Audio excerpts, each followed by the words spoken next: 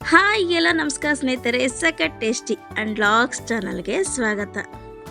ಇವತ್ತು ನಾನೊಂದು super recipe ಮೂಲಕ ನಿಮ್ಮ ಮುಂದೆ ಬಂದಿದ್ದೀನಿ. ಬ್ರೆಡ್ ಮಲೈ ಅಥವಾ ಬ್ರೆಡ್ ಸ್ವೀಟ್ ಏನಾದರೂ ಹೇಳ್ಬೋದು. ತುಂಬಾ ಚೆನ್ನಾಗಿರುತ್ತೆ. ಇದು ಅಡುಗೆ ಬರಲಾರ್ದ್ರೂ ಕೂಡ ಈಸಿಯಾಗಿ ಈ ಸ್ವೀಟ್ನ ಮಾಡ್ಬೋದು. ಬನ್ನಿ ಹೇಗೆ ಮಾಡೋದಂತ ನೋಡ್ಕೊಬರೋಣ. ನಾನಿಲ್ಲಿ ಸ್ವಲ್ಪ ಹಾಲು ತೊಗೊಂಡಿದ್ದೀನಿ, ಅರ್ಧ ಲೀಟ್ರ್ಗಿಂತ ಸ್ವಲ್ಪ ಕಡಿಮೆ ಇದೆ. ಹಾಗೆ ನಾನಿಲ್ಲಿ ಕಸ್ಟರ್ಡ್ ಪೌಡರ್ ತೊಗೊಂಡಿದ್ದೀನಿ, ವೆನಿಲ್ಲಾ ಫ್ಲೇವರ್ದು.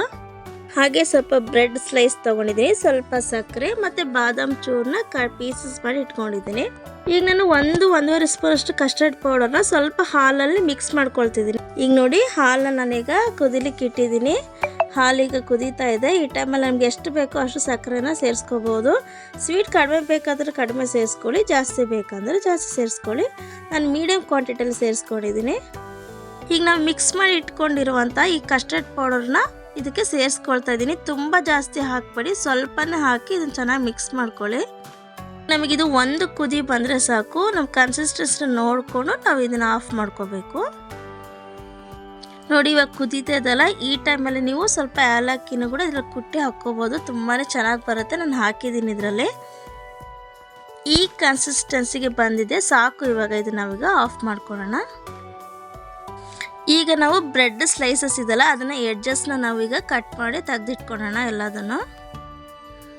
ನೋಡಿ, ಈ ರೀತಿಯಾಗಿ ಕಟ್ ಮಾಡ್ಕೊಳ್ತಿದ್ದೀನಿ ಎಲ್ಲ ಸೈಡಲ್ಲೂ ನಾನು.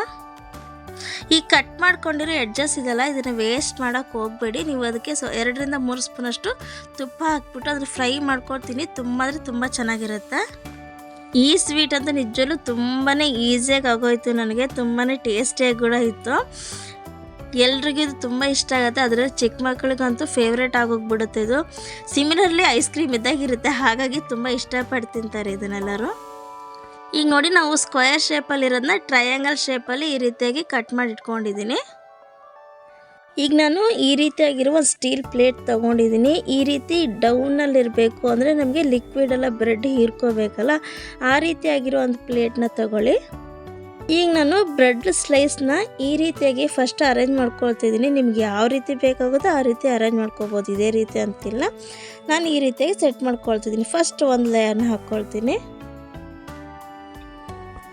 ನೋಡಿ, ಈಗ ಆಲ್ರೆಡಿ ಸೆಟ್ ಮಾಡ್ಕೊಂಡಿರೋ ಬ್ರೆಡ್ ಪೀಸಸ್ ಮೇಲೆ ನಾವು ರೆಡಿ ಮಾಡಿ ಇಟ್ಕೊಂಡಿದ್ವಲ್ಲ, ಇದು ಸ್ವಲ್ಪ ಆರಿದೆ. ತುಂಬ ಏನು ತಣ್ಣಗಿಲ್ಲ, ಸ್ವಲ್ಪ ಬೆಚ್ಚಗಿದೆ, ಸ್ವಲ್ಪ ಬಿಸಿ ಇದೆ. ಇಷ್ಟಿದ್ರೆ ಸಾಕು.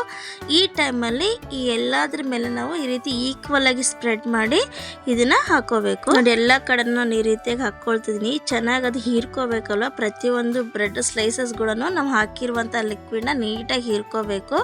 ಹಾಗಾಗಿ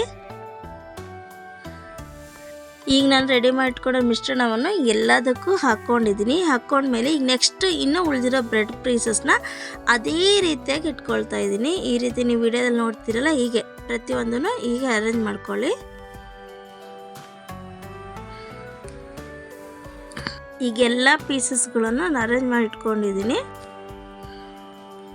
ಈಗ ಉಳಿದಿರೋ ಮತ್ತು ಈ ಲಿಕ್ವಿಡ್ನ ಮತ್ತು ಇದ್ರ ಮೇಲೂ ಇದೇ ರೀತಿಯಾಗಿ ಎಲ್ಲ ರೀತಿಯಲ್ಲಿ ಈಕ್ವಲ್ ಆಗಿ ಸ್ಪ್ರೆಡ್ ಮಾಡ್ಕೊಳ್ತಾ ಇದ್ದೀನಿ. ನೀವು ನೋಡ್ತಾ ಇರ್ಬೋದು. ಹೀಗೆ ಎಷ್ಟು ಲಿಕ್ವಿಡ್ ಇದನ್ನು ಅಷ್ಟನ್ನು ನೀವು ಇದಕ್ಕೆ ಸೇರಿಸ್ಕೊಳ್ಳಿ. ಪ್ರತಿಯೊಂದು ಸ್ಲೈಸಸ್ಗೂ ಬ್ರೆಡ್ ಹೀರ್ಕೋಬೇಕು, ಆ ರೀತಿಯಾಗಿ ಈ ಲಿಕ್ವಿಡ್ನ ಸೇರಿಸ್ಕೊಳ್ಳಿ.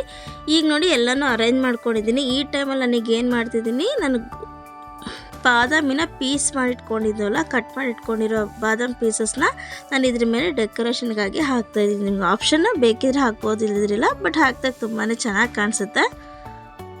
ನೋಡಿ, ಇದೀಗ ರೆಡಿಯಾಗಿದೆ. ಇದನ್ನು ಒಂದು 1/2 ಅವರ್ 1 ಅವರ್ ಫ್ರಿಜ್ಜಲ್ಲಿ ಇಟ್ಬಿಡಬೇಕು. ಅವಾಗ ಇದು ತುಂಬ ಚೆನ್ನಾಗಿ ಸೆಟ್ ಆಗುತ್ತೆ. ಈಗ ನೋಡಿ, ನಾನು ಇದು ಫ್ರಿಜ್ಜಲ್ಲಿ ಇಟ್ಟು ತೆಗ್ದಿದ್ದೀನಿ. 1 ಅವರ್ ಫ್ರಿಜ್ಜಲ್ಲಿ ಇಟ್ಟಿದ್ದೀನಿ. ಈಗ ತೆಗ್ದಾಗ ಈ ರೀತಿಯಾಗಿ ಕಾಣಿಸ್ತಿದೆ. ತುಂಬ ಚೆನ್ನಾಗಿ ಸೆಟ್ ಆಗಿದೆ ಇದೆಲ್ಲನೂ. ನೋಡಿ, ಎಷ್ಟು ಈಸಿಯಲ್ಲಿ, ಎಷ್ಟು ಕ್ವಿಕ್ಕಾಗಿ. ನಾನು ಹೇಳಿದ್ನಲ್ಲ, ಅಡುಗೆ ಬರಲಾದ್ರೆ ಕೂಡ ಇದು ಈಸಿಯಾಗಿ ಮಾಡ್ಬೋದು ಅಂತ. ಯಾರಾದರೂ ಮಾಡ್ಬೋದು, ಅಷ್ಟು ಚೆನ್ನಾಗಿರುತ್ತೆ. ನೋಡಿ, ಎಷ್ಟು ಸೂಪರಾಗಿ ಕಾಣಿಸ್ತಿದೆ. ಈ ಕಲರ್ ಮತ್ತು ಈ ಟೆಕ್ಸ್ಚರ್ ಕೂಡ ನೋಡ್ತಾ ಇದ್ದಂತೂ ಸೂಪರ್ ಆಗಿದೆ. ತಿಂದ್ರಂತೂ ಟೇಸ್ಟ್ ಅಂತೂ ಅದ್ಭುತವಾಗಿದೆ. ನೋಡಿದ್ರಲ್ಲ ಎಷ್ಟು ಈಸಿಯಾಗಿ ಈ ಸ್ವೀಟ್ನ ರೆಡಿ ಮಾಡ್ಕೊಂಡಿದ್ವು ಅಂತ. ಈ ವಿಡಿಯೋ ನಿಮಗೆ ಸ್ವಲ್ಪನಾದರೂ ಇಷ್ಟ ಆಗಿದೆ, ಪ್ಲೀಸ್ ಸಬ್ಸ್ಕ್ರೈಬ್ ಮಾಡಿ, ಶೇರ್ ಮಾಡಿ, ಲೈಕ್ ಮಾಡಿ. Thank you for the watching.